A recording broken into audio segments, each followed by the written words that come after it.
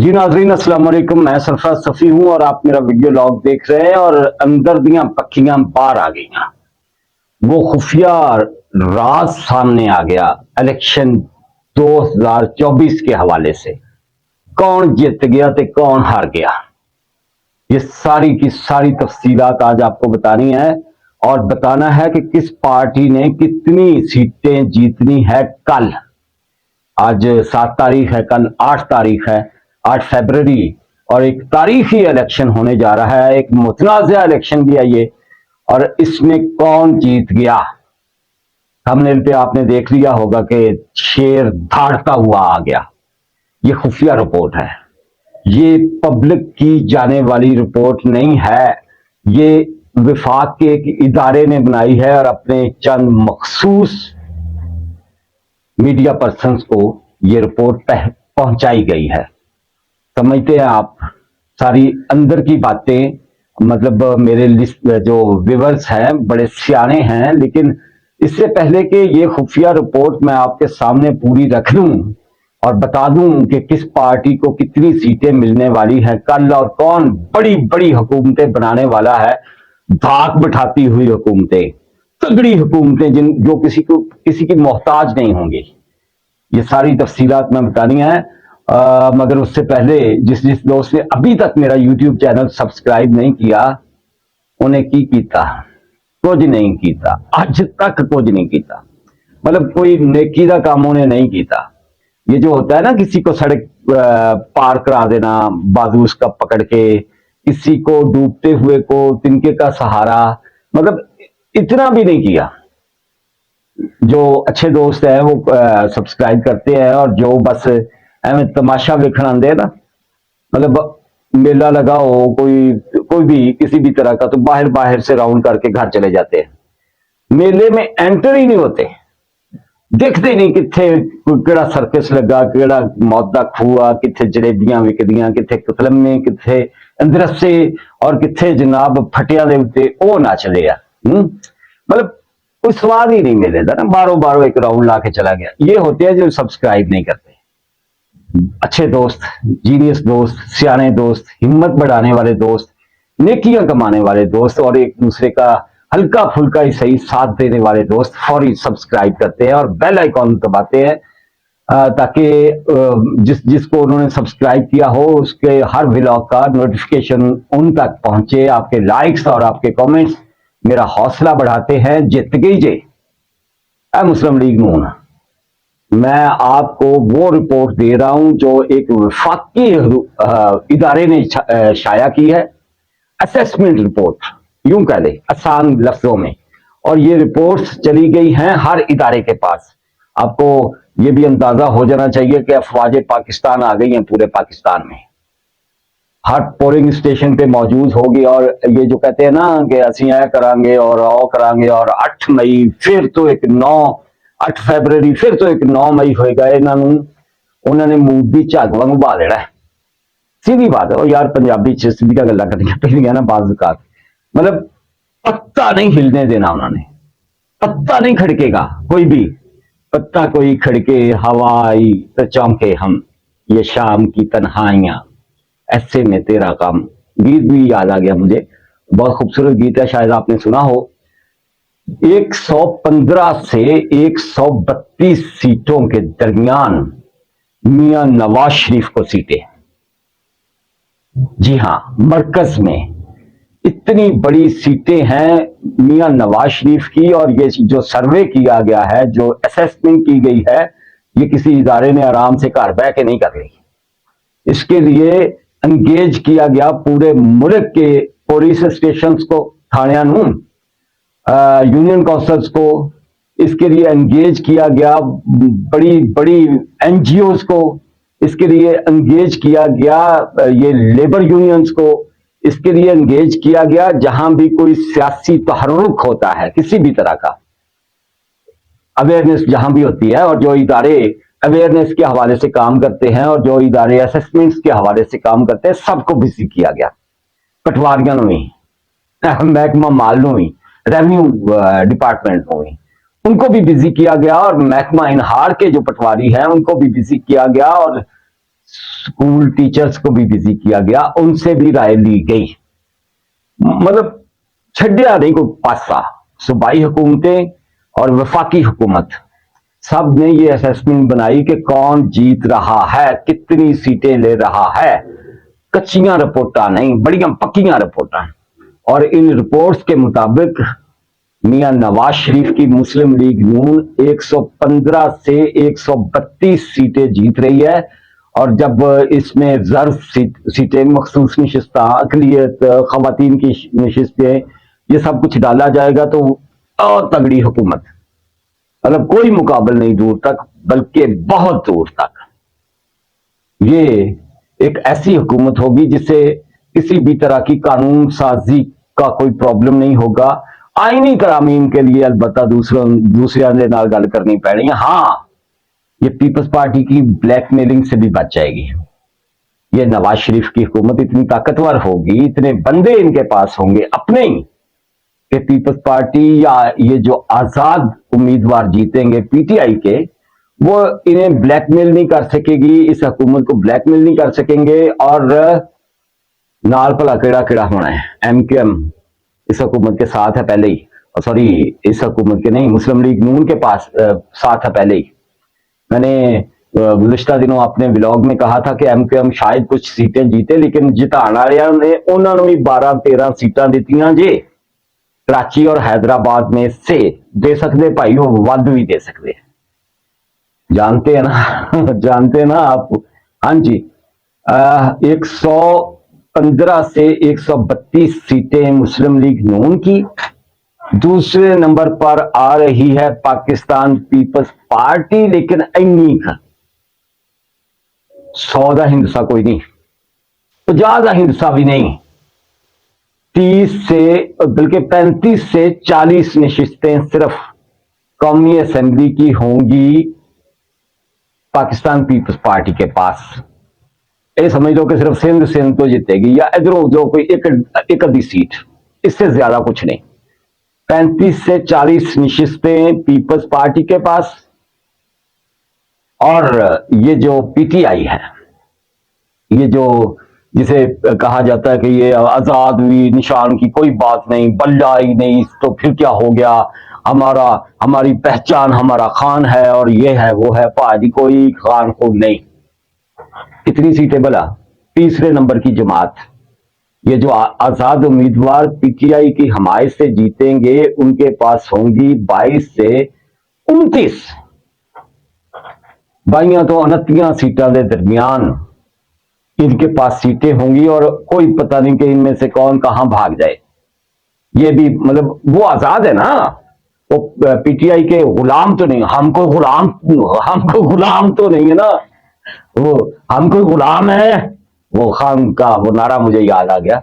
ये आजाद है और ये किसी भी पार्टी के पास जा सकते हैं। शहबाज शरीफ दावे कर रहा है कि बहुत सारे पीटीआई के हमायत याफ्ता वर्कर्स जो सॉरी कैंडिडेट्स जो है उनसे राब्ते में हैं। लेकिन यहां जो रिजल्ट्स ये खुफिया इदारे ने, इदारा तो खुफिया नहीं है लेकिन ये रिजल्ट खुफिया है, ये जो शाया किया गया है, जो बाहर लाए गए हैं, अपने मखसूस दोस्त मीडिया पर्संस को तक पहुंचाए गए हैं, उस हिसाब से नून लीग नू लोड़ ही कोई नहीं किसी और की। एमक्यूएम उनके साथ होगी, मौलाना फजल रहमान उनके साथ है और एएनपी उनके साथ है। इसी तरह की दीगर ये जो है मुस्लिम लीग काफ, इन्हों के 2-3 बंदे जितने जी, 2 से 3 सीटें। और ये जो है इस्तेहकाम पार्टी जहांगीर तरीन की, इनके पास भी 2-3 सीटें, इससे ज्यादा नहीं। मतलब जहांगीर तरीन जीत जाएगा क्योंकि वहां हमायत वाली पीटीआई की हमायत वाली खातून उसके हक में दस्तबरदार हो गई है। राव वकार नाम का एक बंदा, वहां पीटीआई ने दूसरा अपना कैंडिडेट अनाउंस कर दिया, वो भी हार जाएगा। वो राव समथिंग है, वकार या हाशिम, पता नहीं इसी तरह का कोई नाम है उसका। वो तो गया ना, जहांगीर तरीन के सामने कौन खड़ा हो सकता है? सीधी बात है।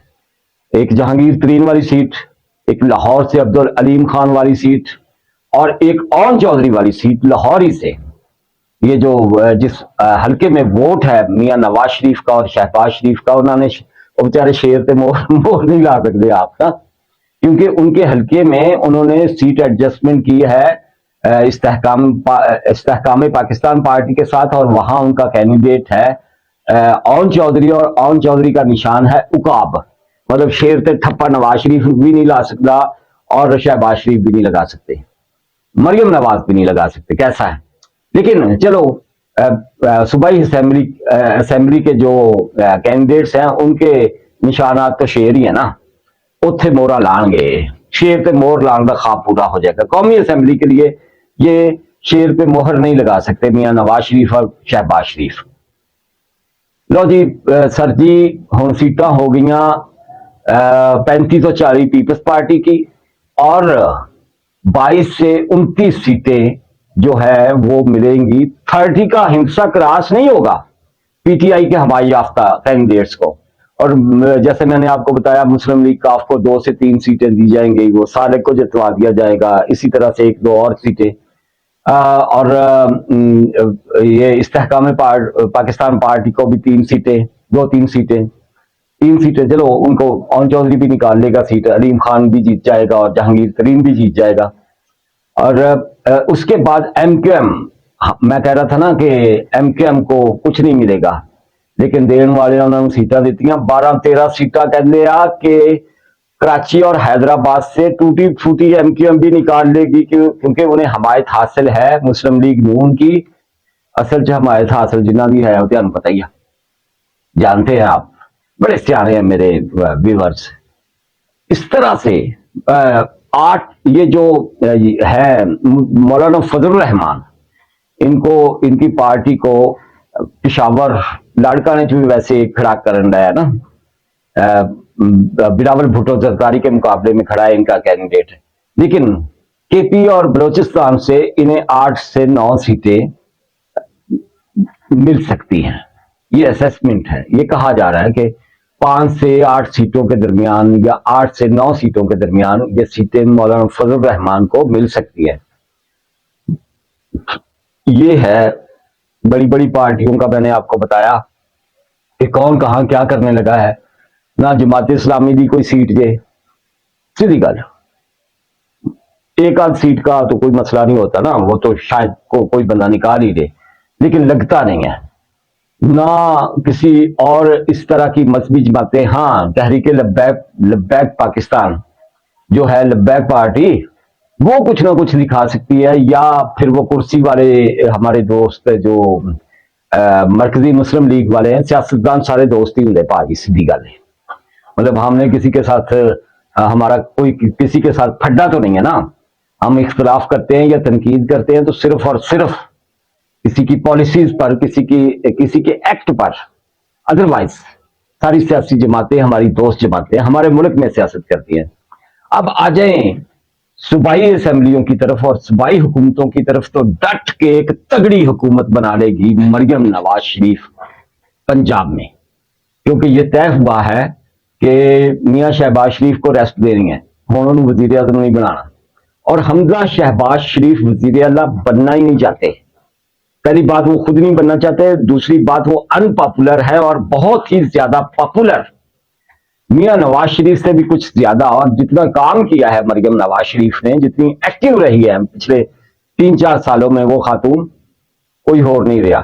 पीडीएम से लेकर आज तक जो जिस तरह की फाइट की है मरियम नवाज शरीफ ने, उसके सिले में उन्हें पंजाब की एक तगड़ी हुकूमत, जिससे किसी का कोई पार ही नहीं, जो किसी की मोहताज ही नहीं, वो मिलने लगी है।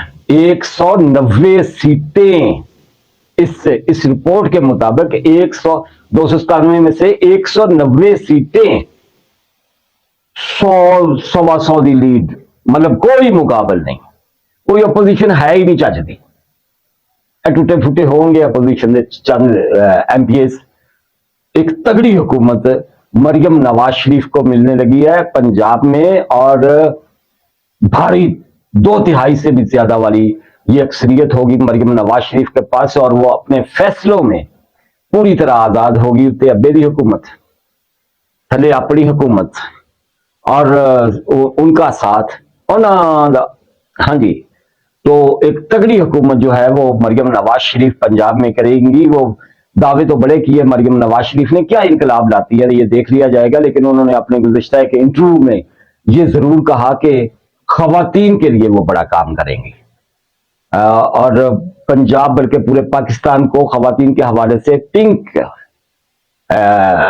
एक स्लोगन दिया जा रहा है, और पिंक तो वैसे कलर खवातीन का है ना, और वो चाहती है कि खवातीन को बड़ा बाशऊर और बड़ा बाइख्तियार किया जाए। और इस हवाले से मरियम नवाज शरीफ वजीर आला पंजाब बनकर क्या करती हैं वो हम देख लेंगे। आगे आ जाते हैं सिंध की तरफ, और सिंध में हुकूमत है बड़ी ताकतवर इन्हां दी पीपल्स पार्टी की, जियालों की, उसको कोई चैलेंज नहीं कर सका। इस असेसमेंट के मुताबिक भी, इस खुफिया रिपोर्ट के मुताबिक भी सिंध में पीपल्स पार्टी की एक धड़ल्ले की हुकूमत बनेगी, और वहां बड़ी थोड़ी सी तादाद होगी अपोजिशन की। एमक्यूएम के काफी लोग होंगे वैसे तो, लेकिन वो बाल बीका नहीं कर सकेंगे सिंध में पीपल्स पार्टी की एक तगड़ी हुकूमत का।